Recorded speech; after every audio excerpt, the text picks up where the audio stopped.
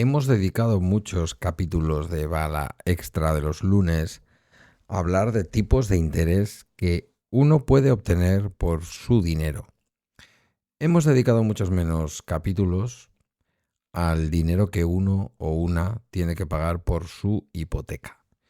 Vamos a hacer un primer capítulo del año que yo creo que es necesario, de resumen de cómo está ahora mismo el estado de las cosas con el asunto de las hipotecas. Porque igual pensáis que es como pagar un alquiler, en fin, lo tenemos asumido todos y todas como un gasto fijo, que ya está, es una cosa que viene y hay que pagar, pero la realidad es que es posiblemente la compra más cara que hacemos. Mirad lo que os digo, en muchos casos es una compra más importante que la propia vivienda que estamos comprando. Y me diréis, ¿eso cómo es posible? Si la hipoteca solo es una parte del precio de compra de la casa.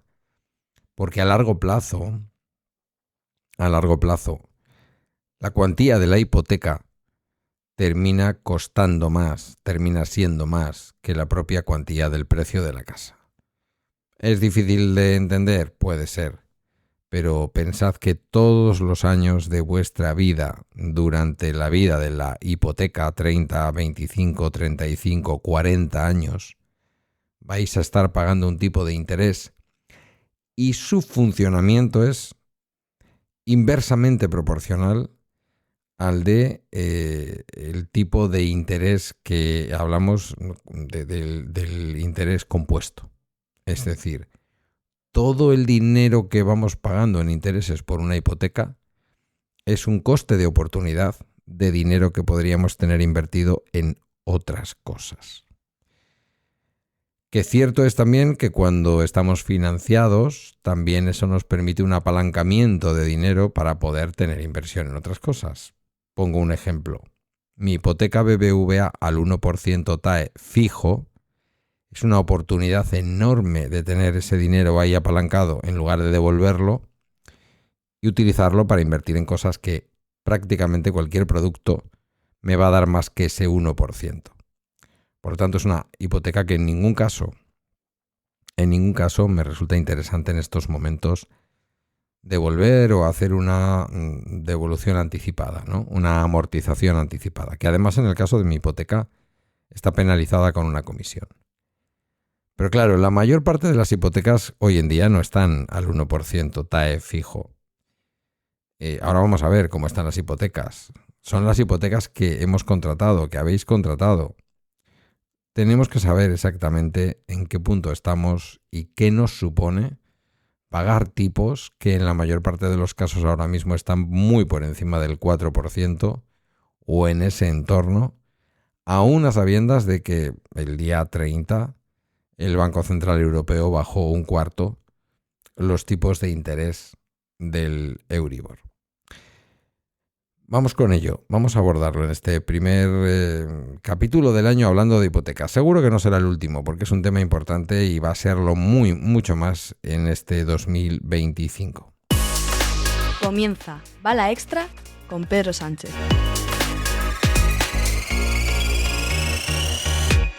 Buenos días, hoy es efectivamente lunes 3 de febrero de 2025, este es el capítulo 1391 de Bala Extra, un podcast sobre mis cosas que en el fondo son las tuyas, y hoy vamos con las hipotecas.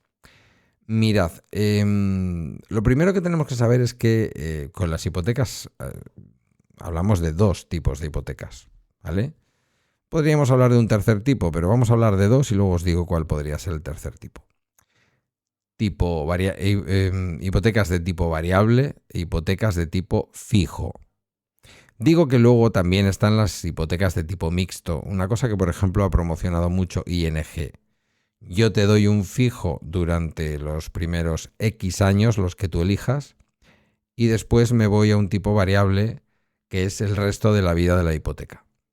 Con esto lo que se ha intentado más en estos tiempos de hipotecas y de tipos de interés altos es garantizarte una cierta tranquilidad en un precio relativamente caro de la hipoteca pero estable y luego pues poder jugar a que realmente los tipos de interés, el Euribor en este caso, en el caso de Europa, bajen y tu hipoteca baje.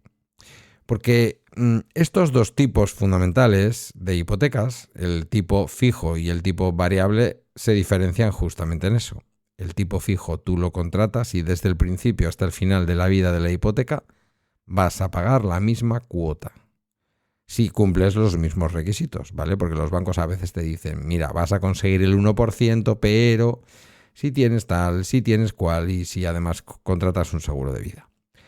Ese tipo de cosas que en realidad el banco no te puede pedir, no te las puede exigir, te las bonifica. Es decir, si tú las cumples, la hipoteca te sale más barata. Teóricamente más barata, porque si tú contratas un seguro de vida a través de un banco, ya te digo yo que como poco estás pagando exactamente lo que te están descontando con el tipo de interés, sino un poquito más. Bien, lo primero que hay que decir es que en este momento de la historia, al menos aquí en España, el 60% de las hipotecas se están contratando a tipo fijo.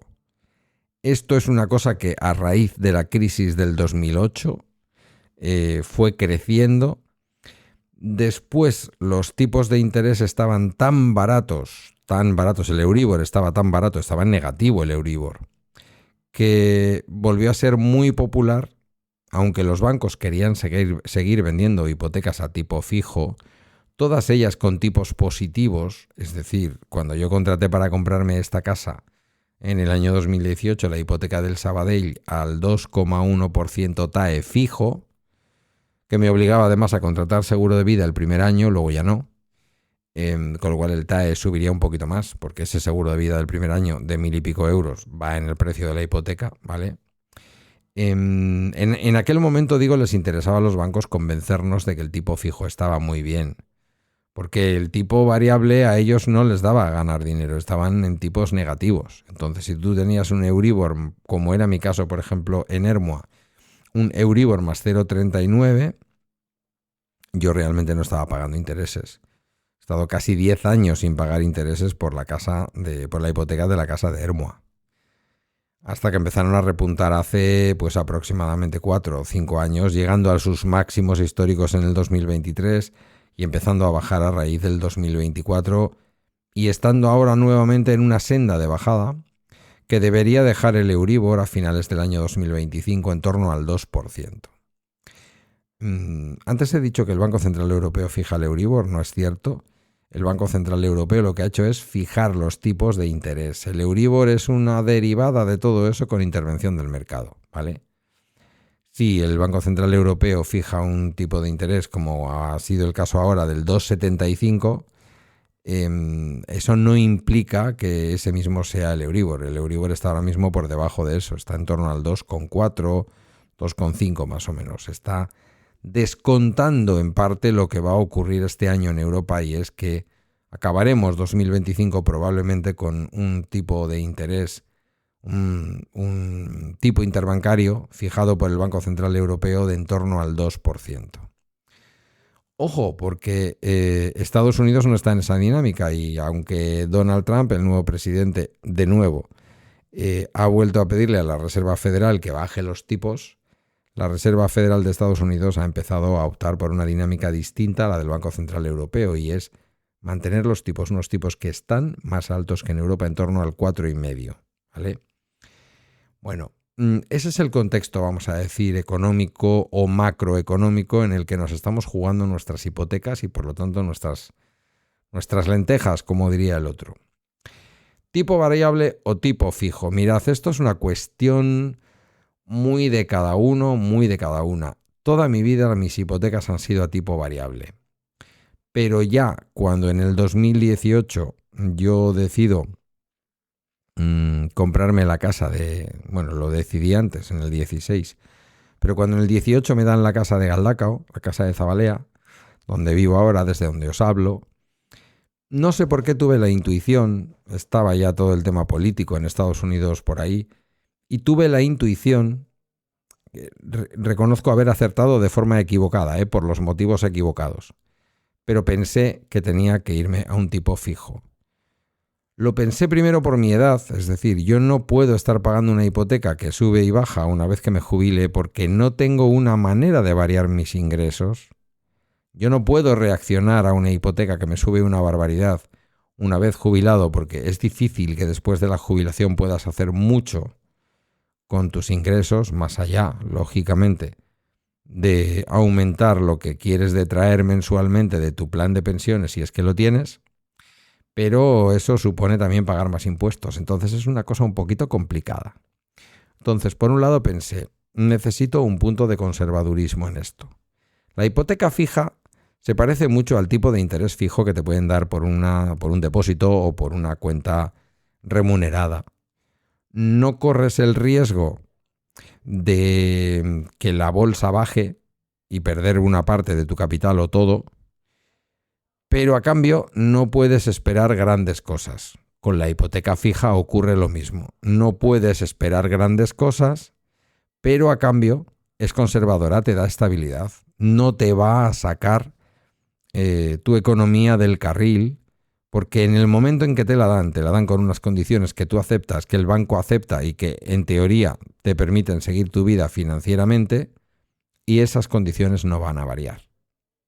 Por lo tanto, sería como un poco eso, justamente el elemento, el revés de lo que es el tipo de interés fijo cuando nos remuneran un depósito. Con las hipotecas variables estaríamos hablando del revés de lo que es invertir en activos que son variables, como puede ser la bolsa o los fondos de inversión indexados en bolsa o los planes de pensión indexados en bolsa. Cabe la posibilidad de que obtengas mejores tipos, que pagues menos por tu hipoteca, pero estás sujeto o sujeta, como ha ocurrido en los últimos 4 años, a una subida del IPC, a una subida de tipos y, por lo tanto, fundamental, a una subida de tu hipoteca que te puede colocar en una posición muy complicada desde el punto de vista financiero si la hipoteca que has contratado estaba muy al límite de ese 25-30% de dedicación de tus ingresos mensuales al pago de la hipoteca. Porque cuando te das cuenta, a la vuelta de la esquina te está esperando un 50% de tus ingresos, un 60% de tus ingresos dirigido a la hipoteca. Y eso es malo, muy, muy malo para tu economía, porque hace inviable realmente que tú puedas pagar la hipoteca y mantener un nivel de vida razonable.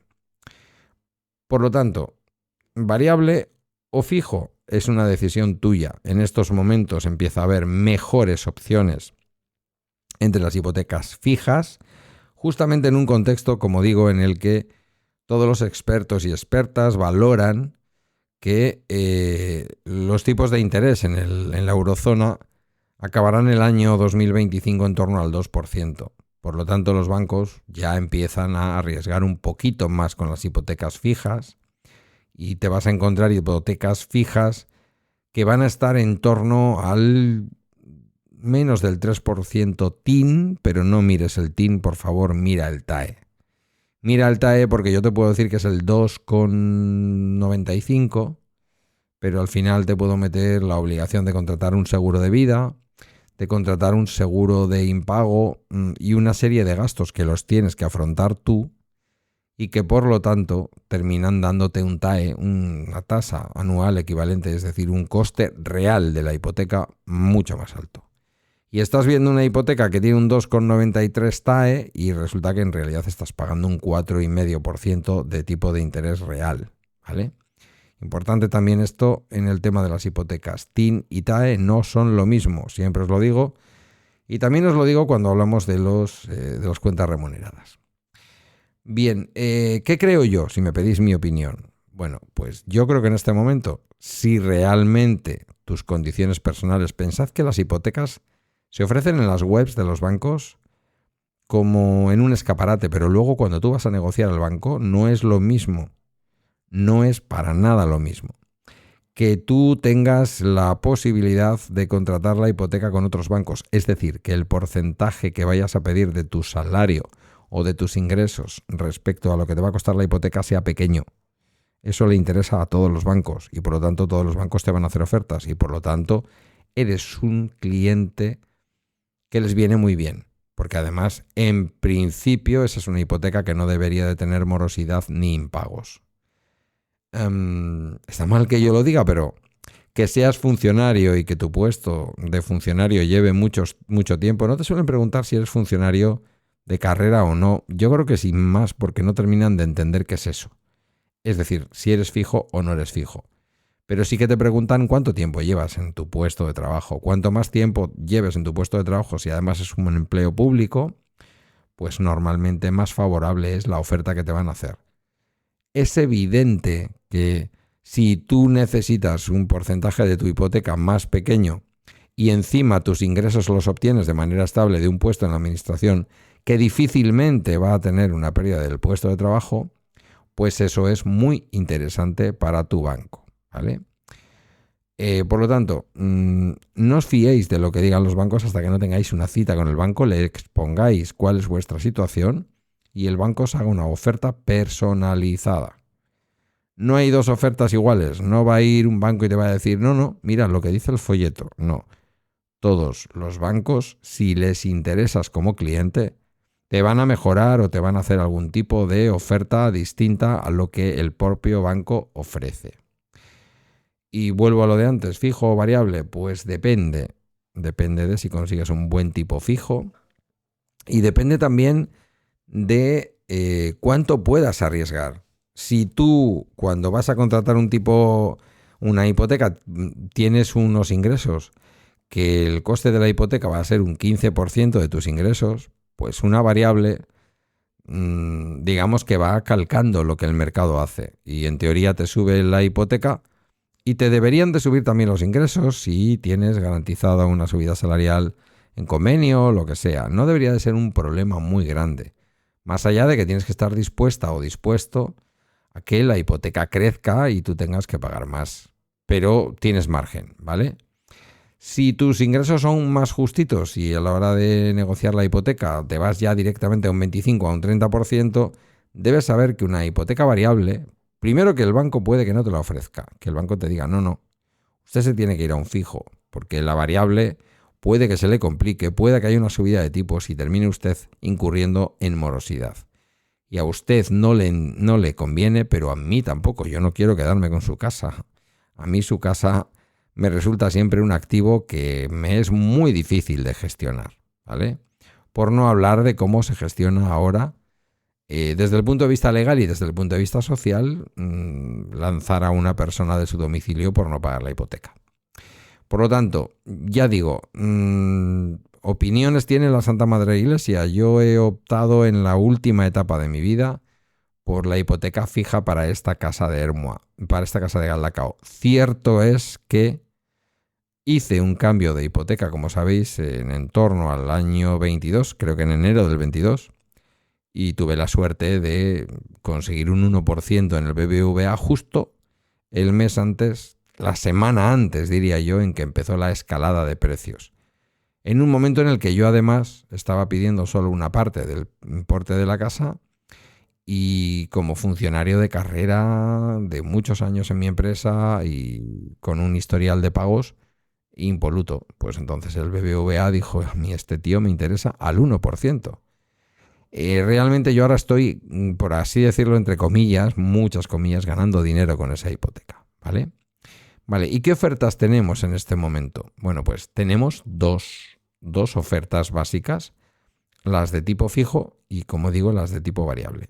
Aunque tenéis que tener en cuenta que las de tipo variable casi todas el primer año nos van a ofrecer un tipo fijo.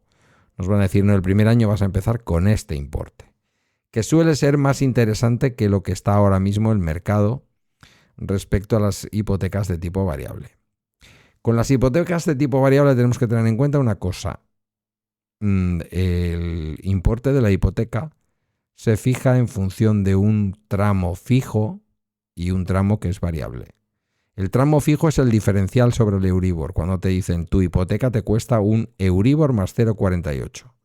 Ya sabes que sí o sí ese 0,48 lo tienes que pagar. Y salvo que se ponga el Euribor en negativo, como en esos últimos 10 años de los que yo hablaba, ese 0,48 tú lo pagas, sí o sí. Ya sabes que es un tipo de interés que tienes que pagar. Y luego a eso le tienes que sumar la parte variable, que es el Euribor, ¿vale?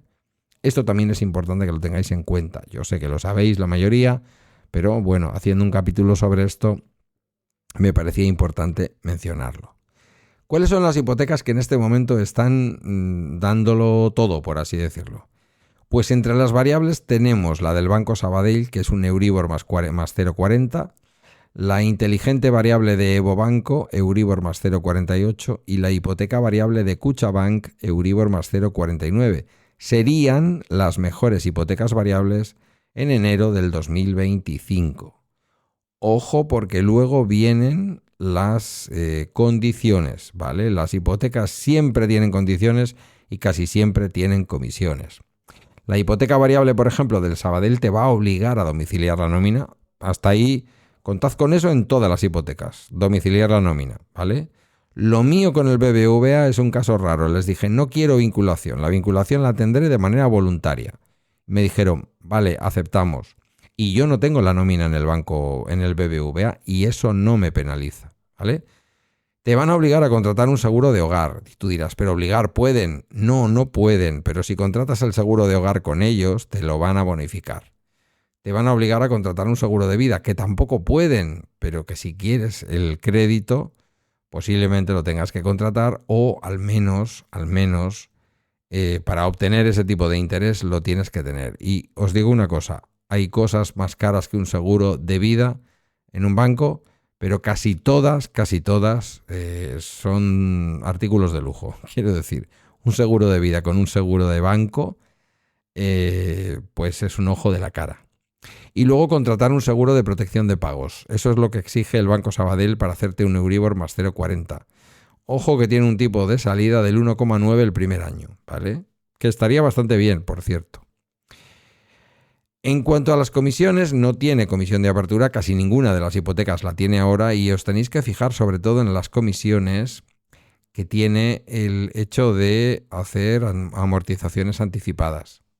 En el caso de las variables es muy fácil. Hay dos posibilidades que son legales. Una comisión del 0,25 durante los 3 primeros años y luego nada más. Es decir, el banco se garantiza que durante 3 años gana dinero y con eso se da por pagado para toda la operación. Si luego te llevas el dinero o lo devuelves todo de golpe, ellos consideran que ahí no están perdiendo dinero. O una comisión del 0,15% durante los 5 primeros años y luego nada. Es decir, o 3 años o 5 años, uno más caro, otro más barato. Más barato si son 5 años, que de alguna manera son como si dijéramos una permanencia. En segundo lugar está la hipoteca inteligente variable de Evo Banco. Los 24 primeros meses al 1,80% TIN y después al Euribor más 0,48. Como el Sabadell, el precio lo consigues si domicilias la nómina y contratas seguro de vida y seguro de hogar. Y las comisiones de amortización anticipada, lo mismo, ¿vale? 0,25 durante los 3 primeros años y luego gratis, o 0,15 durante los 5 primeros años y luego gratis. Importante este asunto porque las hipotecas variables van así, pero en las hipotecas fijas durante toda la vida de la hipoteca tienes un porcentaje, y es un porcentaje que puede ser más caro, de hasta el 2% de lo que vayas a amortizar anticipadamente. Por último, la tercera mejor hipoteca variable es la de Kutxabank, que tiene un interés fijo de salida del 1,75 durante los 12 primeros meses y después un Euribor más 0,49.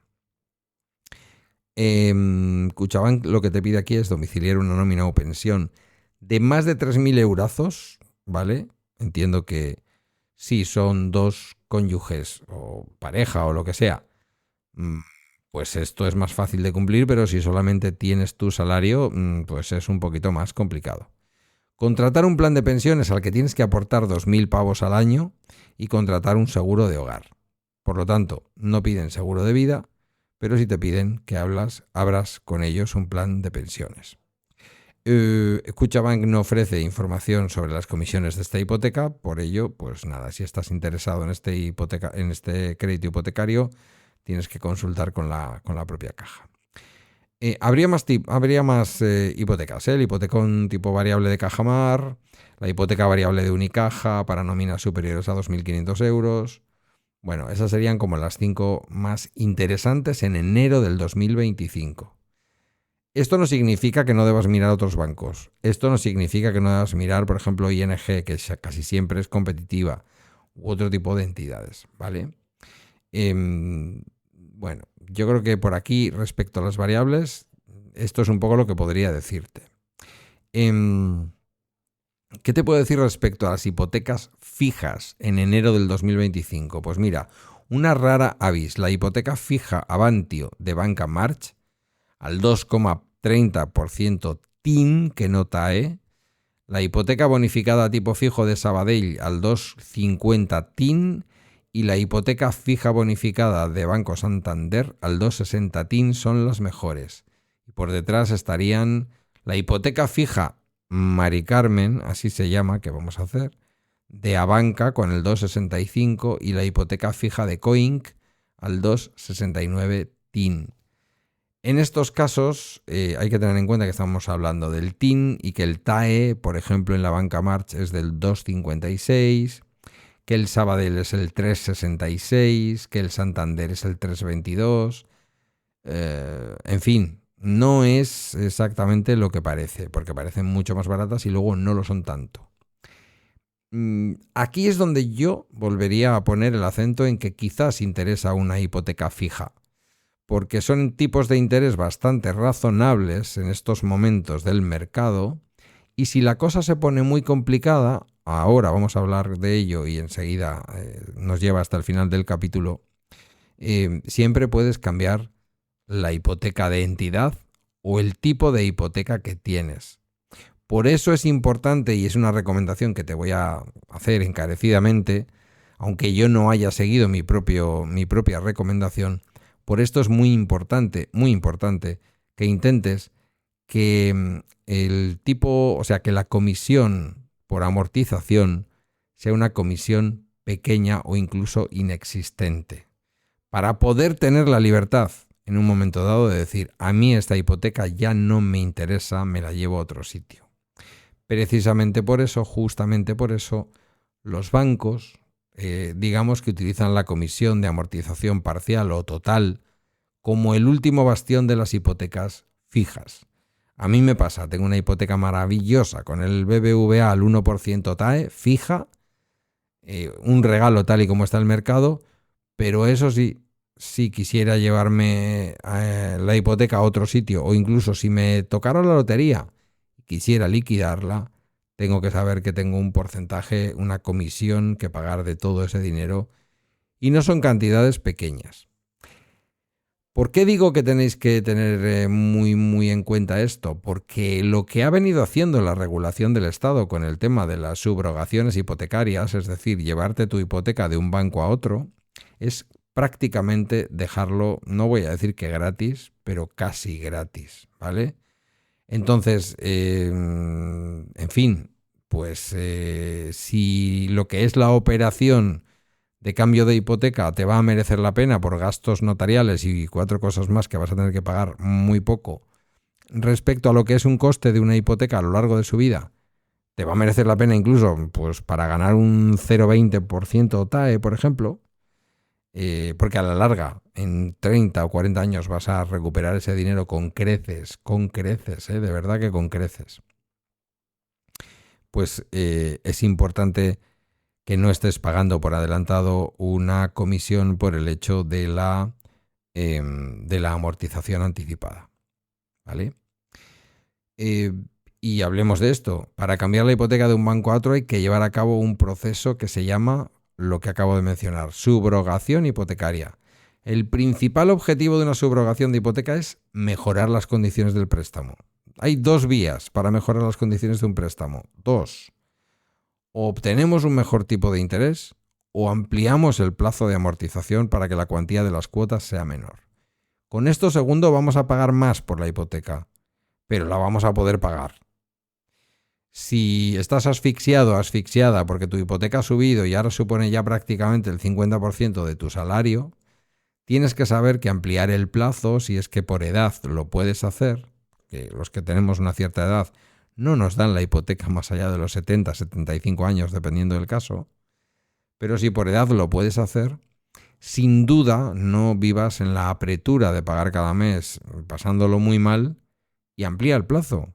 Habla con tu banco, mira a ver si puedes hacer una novación de la hipoteca, puede que ni siquiera tengas que cambiar la hipoteca, simplemente modificarle alguno de sus términos, y uno de los términos que puedes modificar es decir, amplíame el plazo.